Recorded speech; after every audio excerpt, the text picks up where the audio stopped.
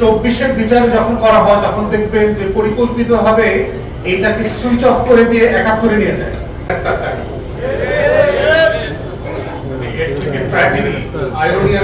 কি হতে পারে যে সেই 1648 এর ওয়েস্টফেলিয়ান মডেলের যে স্টেটক্রাফট আমরা তৈরি করেছি ইউরোপিয়ান রাষ্ট্র থেকে, সাম্রাজ্যবাদের পোস্ট কলোনিয়াল জায়গা থেকে, সেখানে মূল আদতের বিষয়টাই ছিল যে রাষ্ট্র তৈরি করা হয়েছে বিচারের কনফার্মেশন নিয়ে, যে সে রাষ্ট্রের লোকদেরকে এখন আর প্রজা মনে করে না, নাগরিক মনে করে।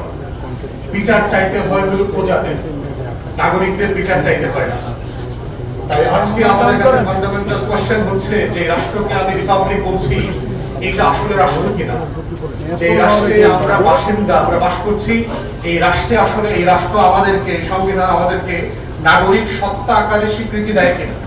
দিলে বিচারের দাবি নিয়ে জেলায়, উপজেলায়, বিভাগীয় শহরে মহাসমাবেশ করা লাগতো না, জাতীয় পর্যায়ে সেমিনার করা লাগতো না।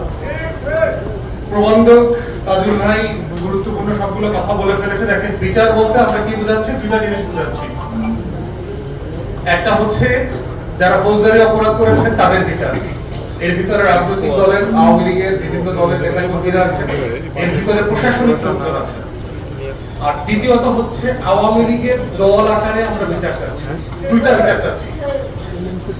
এখন এই দুই বিচারের জায়গাতেই বলা হচ্ছে যে যুক্তিটা আসতেছে আওয়ামী লীগের তো লক্ষ লক্ষ কোটি কোটি মানুষ, তারা কি অন্যায় করছে, তারা কি খুন খারাপি করছে? দেখবেন যে কিছু আওয়ামী দলদাস, সেবাদাস সাংবাদিক, গণমাধ্যমে প্রচুর বেকার জ্যেষ্ঠ সাংবাদিক দেখবেন, এখানে কোনো কাজ নাই, খালি টকশোতে সুবিশে সিনিয়র সাংবাদিক। যখন জিজ্ঞাসা করি কোথায় কাজ করেন, বলে কোন বেকার, এই মুহূর্তে কোনো কাজ। এই বেকার সাংবাদিকদের দেখবেন প্রস্তুত তারা বলেন আওয়ামী লীগের লক্ষ লক্ষ কোটি কোটি মানুষ আসলে কি ক্ষতি করছে, তাদের কেন বিচার হয়? হাসিনার বিচার হয়ে গেছে, আরো এই নেতা কর্মীদের বিচার হয়ে হয়। এবং এটা বলবার মধ্য দিয়ে যেটা হচ্ছে যে বিচারিক প্রক্রিয়াটাকে, বিচারটাকে সেলফ প্রশ্নবিদ্ধ করা হচ্ছে। এবং এই 24-এর বিচার যখন করা হয় তখন দেখবেন যে পরিকল্পিতভাবে এইটাকে সুইচ অফ করে দিয়ে 71-এ নিয়ে যায়। দেখবেন যে আগেও তো বিচার হয়নি, আগেও তো অমুক দল এটা করে নাই। কোন দল পালাইছে? মুসলিম লীগ পালাইছিল 71 সালে। মুসলিম লীগের নেতারা সবাই দেশে ছিল না তখন, যারা শাসক গোষ্ঠী 71-এ। ফজলুল কাদের চৌধুরী মুসলিম লীগের সবচেয়ে বড় নেতা ছিল, শেখ মুজিব তাকে জেলে মারছে। খানে সবুর শহীদ প্রেসিডেন্ট জিয়াউর রহমানের সময় ইলেকশন হয়ে মুসলিম লীগের অনেক নেতা এমপি হয়েছে। শহীদ প্রেসিডেন্ট জিয়াউর রহমানের প্রধানমন্ত্রী মুসলিম লীগের নেতা ছিলেন। এই মানুষগুলো তো কেউ পালাই নাই। তো যারা পালাই নাই তাদের আবার বিচার করতে হবে কেন? তাদেরকে রাজনৈতিক প্রশ্নের মধ্য দিয়ে সে তো এই দেশে জনগণের কাছে গেছে।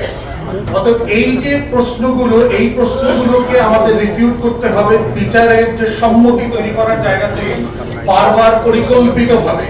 এবং আপনারা দেখবেন শুধু রাতের টকশোর গেস্ট দেখবেন 30-35টা 40টা টকশোতে দেখবেন অলমোস্ট এন্টায়ারলি জামাতের কোনো প্রতিনিধি নাই, এনসিপির কোনো প্রতিনিধি নাই, বিরোধী দলের অলমোস্ট কোনো প্রতিনিধি নাই। তাহলে 2-3 মিলে কি আলাপ করে দেখবেন, একটা হচ্ছে লুকানো গুপ্ত আওয়ামী লীগ, একটা হচ্ছে গুপ্ত সাংবাদিক, আর একটা হচ্ছে আওয়ামী বুদ্ধিজীবী।